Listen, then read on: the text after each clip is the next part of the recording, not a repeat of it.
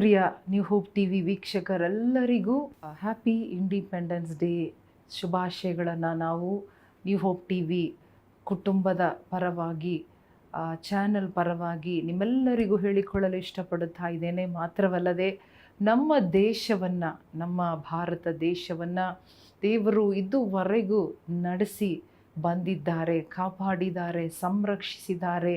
ಒಂದು ದೊಡ್ಡ ಬಲಿಷ್ಠವಾದ ಎಲ್ಲ ರೀತಿಯಲ್ಲಿಯೂ ಸಮೃದ್ಧಿಯುಳ್ಳ ಸುಂದರವಾದ ದೇಶವನ್ನಾಗಿ ದೇವರೇ ನಿರ್ಮಾಣ ಮಾಡಿ ಇಟ್ಟಿದ್ದಾರೆ.